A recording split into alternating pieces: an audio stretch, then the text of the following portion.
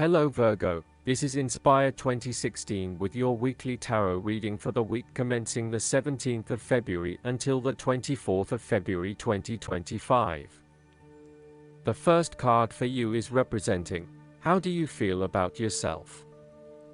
Your card is the Queen of Swords. You will meet a female significant figure who is most likely from the air sign, who is stern and composed, and without much feeling. If you are single, she might be someone that you're looking forward to be your partner. On the other hand, this card also represents the intellect's ability to judge and discern impartially, without the influence of emotion or sentimentality.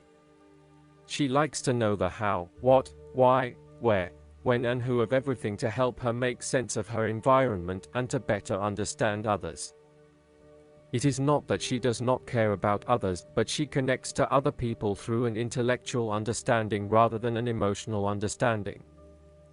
The Queen of Swords is a sign that you need to be independent in thought and in judgment. You must use your unbiased intelligence in order to make a judgment of a particular situation, drawing upon every piece of information and fact that you have gathered along the way. Empathy or compassion towards others may distract you from the task at hand, so it is important that you think with your head and not with your heart at this particular time. Do not let emotion get in the way. Rather, use fact and logic to make your decisions. The Queen of Swords also has an innate ability to tell it like it is. She is a quick thinker and highly perceptive, and as such, she can cut through the noise and confusion to get straight to the point. There is certainly no beating about the bush, or softening of her comments, opinions, and thoughts. She is upfront and honest about her opinions, and expects the same from others. The best way to interact with the Queen of Swords, therefore, is to remain as impartial as possible, and to present your thoughts and opinions concisely and honestly. The second card for you is representing, what do you want most right now? Your card is the Nine of Cups. What do you want most right now is to be happy in all areas of your life such as health, finances, work, luck, love or relationships. This is your wish card, as its appearance is often taken as a sign that, whatever your heart's desire, it shall be granted in the coming days or weeks. Know that you have paved our own way on the path to success. As a Cups card, the 9 usually refers to an emotionally fulfilling situation, such as the strengthening of a romantic bond, the solidification of a friendship, or the consummation of a sexual relationship. It shows that joy and happiness are within your grasp. In fact, you probably already have them. It is a sign to enjoy the abundance of life and to feel each of your emotions as if you had never felt any of them before. See the perfection all around you. The Nine of Cups is also about counting your blessings, living in the moment, and enjoying the good things that life has to offer. Start or end every day by creating a mental list of the 3 things you are most grateful for. You will find that over time, you indeed have a lot to be happy about, and it may increase your feeling of deep contentment and fulfillment. The Nine of Cups represents stability and advancement. This card signals delight and pleasure, contentment with what you have accomplished so far, and forms a steady foundation for the future. Your worries are all in the past, and you can look forward to a bright future. The man in the Nine of Cups also appears to have a certain smug look on his face. Indulge yourself in knowing that you have worked hard to get here, and you have achieved the results you had hoped for. The third card for you is representing your fears. Your card is the Queen of Pentacles. You are afraid and feeling worried about whether you can be financially independent, while also still maintaining your family connections. You may be concerned that if you invest in your career or financial well-being, you might not have enough energy to invest in your family. Sometimes, you just cannot do everything, and you will need to make some choices. You are also becoming very consumed in your work. You may be placing your career before your family or your relationships, and this is having a detrimental impact.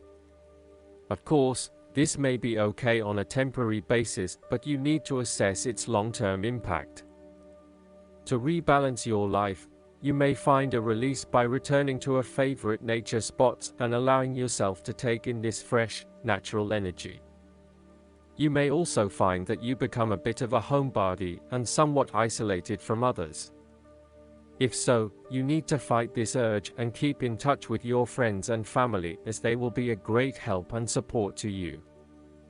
At times, the Queen of Pentacles may suggest that your tendency to mother those you care about is actually becoming more like smothering. Your intentions are good in that you love to cook, clean, nurture, and care for those around you, but there may be a point at which you need to let others be accountable for their own upkeep.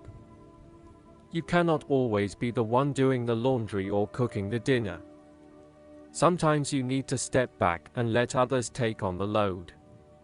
Similarly, you may reach a point where you are investing so much time looking after others that you find you are neglecting yourself. Again, step back and let others take on some of the household responsibilities. The fourth card for you is representing what is going for you. Your card is the Nine of Swords. Your experience of the world is greatly influenced by our expectations, desires, and fears, and therefore you are largely the creator of your own world, and your attitudes determine how you experience that world. The Nine of Swords can also reflect fear of the future, or what may possibly happen in the future. If you allow yourself to be bound by fear of the future, you are at risk of eventually creating a negative reality for yourself by virtue of your expectations. Your nightmare becomes your self-fulfilling prophecy, which is clearly not a desirable outcome. Generally, this card is an indication that you are worrying excessively about a situation. You are literally being kept up at night because you are so anxious about a particular issue. It is possible you are working yourself up unnecessarily, and, if you were to look at the situation more objectively, you may come to realize that it is not as bad as you are making it out to be. In fact, all that worry and despair is what is making it worse, so rather than fretting about it, do something to change it. Although most people experience fear, frustration, and uncertainty at some point in their lives, you should not allow those negative emotions to immobilize you or keep you from pursuing your goals with enthusiasm and hope. Expect at least some level of uncertainty in the future, and draw upon your inner strength to remain as flexible and adaptable to that uncertainty as possible. The Nine of Swords can also indicate that you are being incredibly hard on yourself, putting yourself down, or engaging in negative self-talk. For every mistake you make, you blame yourself and become worked up and angry at yourself for messing up again. So, ask yourself why you are being so hard on yourself. How are you putting yourself down, or what is the source of your depression? What can you do to make yourself feel better? The fifth card for you is representing what is going against you. Your card is the Fool. You may be acting in total disregard of the consequences of your actions, and indeed acting the fool. You are trying to live in the moment rather than planning ahead. You are acting recklessly, wanting to break free of the usual routine in order to find yourself, but doing it in a way that completely disregards others. The Fool cautions you about potentially being taken advantage of or entering into a deal where you do not fully understand the consequences of your decisions. If you are offered an opportunity that seems too good to be true, then it probably is. It is really important that you do almost a due diligence on the opportunities presented to you to ensure that you are making the right choice and not simply going with the most enticing offer at the time. Be prepared for the challenges that lie ahead so that you are not taken by surprise. Do your research and make sure you are well prepared for critical events, such as job interviews, applications, presentations, and meetings. You might not want to be placed in a work situation where you are completely out of your depth and have no clue what you are doing. You want to feel at least competent, that you know what you need to do, and you most certainly do not want to look like the fool or the newbie on the block. Even if you have not been in the workforce for a little while, you want to be respected for your experience to date and do not want to have to start at square one again. The nature of your relationship is highly changeable and uncertain, with spontaneity taken to a whole new level. You may be unsure about where the relationship is heading and whether you can safely depend on your partner. You may both be risk takers with little consideration for the long-term consequences of your actions. This may bring with it excitement and suspense, but also an underlying feeling of uncertainty and insecurity. The last card for you is representing the likely outcome that you may have. Your card is the Three of Pentacles. If you continue to work toward the fulfillment of your dreams and do not allow disillusionment to dampen your enthusiasm, ultimately you will experience prosperity and success in your goals. You need to do work that is satisfying to you and that you can be truly proud of. What new beginnings are you experiencing in the material realm? Is there some project or creative venture you have been putting off because of fear of failure?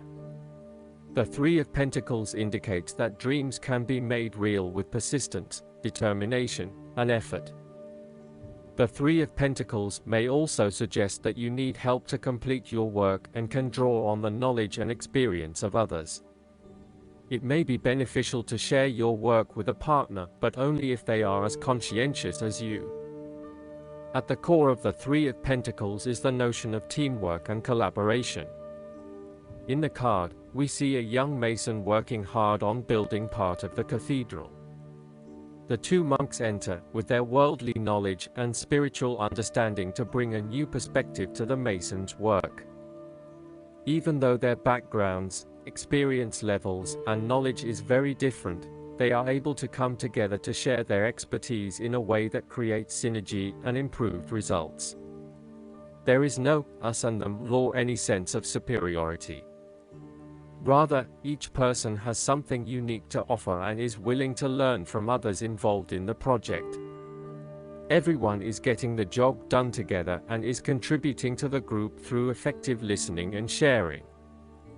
This is a positive card to see when teamwork, collaboration, and cooperation are required between parties with different levels of experience. The Three of Pentacles also points to the importance of feedback.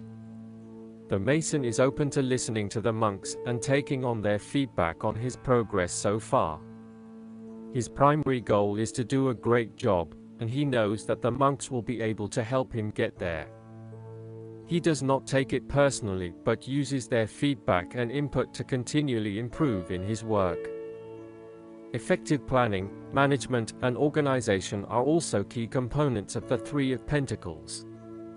In order to accomplish significant goals, it is imperative that detailed planning occurs to ensure that all the components are progressing well. This card therefore reflects a time when it is essential to create a detailed plan and to follow a schedule. This is when good project management will pay off. Last but not least, the guidance card for you is the Lilac Fire Dragon.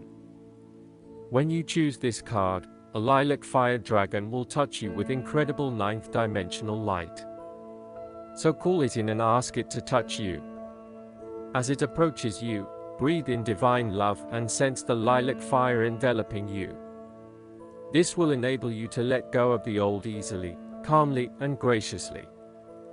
Notice particularly how you feel when this dragon touches you and sense the purity of the love that it radiates.